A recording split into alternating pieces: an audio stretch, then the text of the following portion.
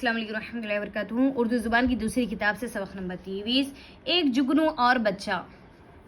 سناؤں تمہیں بات ایک رات کی کہ وہ رات اندھیری تھی برسات کی، چمکنے سے جگنو کے تھا ایک سما، ہوا پر اڑے جیسے چنگاریاں، پڑی ایک بچے کی ان پر نظر، پکڑ ہی لیا ایک کو دوڑ کر، چمکدار کیڑا جو بھایا اسے، تو ٹوپی میں جھٹپٹ چھپایا اسے، وہ جھم چمکتا ادھر سے ادھر، پھرا کوئی راستہ نہ پایا مگر، تو غمگین قیدی نے کی التجا کہ چھوٹے شکاری مجھے کر رہا، خدا کے لیے چھوڑ دے میری قید کی جال کو توڑ دے۔ بچہ، کروں گا نہ آزاد اس وقت تک کہ میں دیکھ لوں دن میں تیری چمک، جگنو چمک میری دن کو نہ پاؤ گے تم، اجالے میں ہو جائے گی وہ تو گم۔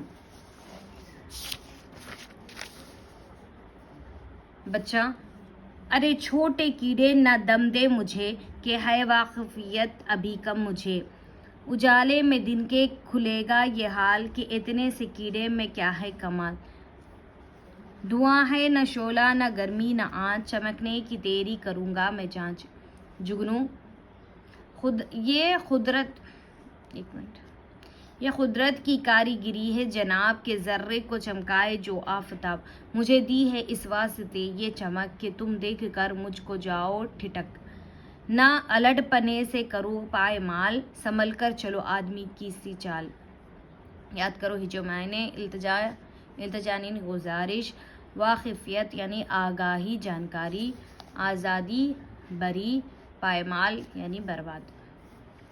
آگے دیکھیے سبق نمبر 24، اپنی عزت آپ کرو۔ اگر تم چاہتے ہو کہ اور لوگ تمہاری عزت کریں تو ضروری ہے کہ اول تم اپنی عزت آپ کرو۔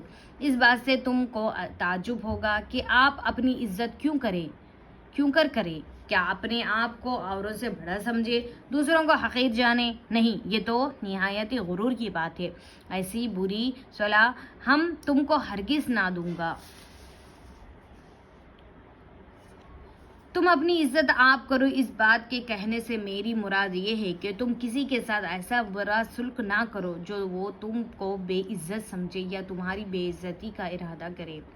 جو شخص اپنی عزت چاہتا ہے وہ سب کو عزت کی نظر سے دیکھتا ہے، نہ برا کہتا ہے نہ برا سنتا ہے، نہ اوروں کی ہتک کرتا ہے نہ ذلت اٹھاتا ہے۔ جو شخص اوروں کو چھیڑتا ستاتا گالیاں دیتا وہ خود بھی سنتا ہے۔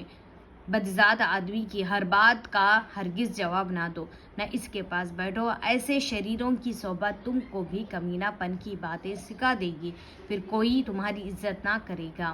بد کی صحبت میں نہ بیٹھو، اس کا ہے انجام برا، بد نہ بنے تو بد کہلائے، بد اچھا بد نام برا۔ یاد کرو ہجے اور معنی، تعجب یعنی حیرت، ہتک یعنی رسوائی ذلت، شریر فسادی صلاح مشورہ۔ سبق نمبر 25، رخصت کی عرضی۔ جناب اعلیٰ، کل سے میری آنکھیں آ گئی ہے، آج صبح ڈاکٹر صاحب کی خدمت میں علاج کے واسطے گیا تو انہوں نے دوا لگا دی اور کتاب کے دیکھنے یا دھوپ کی طرف نظر کرنے کا بالکل منع فرمایا ہے، اس لیے مدرسے میں حاضر نہ ہو سکا۔ حضور کی مہربانی سے امید ہے کہ غیر حاضری معاف کی جائے اور 2 روز کی رخصت جو ڈاکٹر صاحب تجویز کی ہے منظور فرمائی جائے۔ عرض، کمترین نین سکھ طالب علم درجہ 6 مدرسہ تحصیلی، یہاں پر پرنٹ ہو گیا، سردھنا، ضلع میرٹھ، 21 جولائی 1883۔ یاد کرو ہجے اور معنی، منع یعنی روکنا، حضور جناب، معاف درگزر، تجویز یعنی طے تدبیر۔ انشاءاللہ پھر ملیں گے اگلے سبق میں۔ السلام علیکم ورحمۃ اللہ وبرکاتہ۔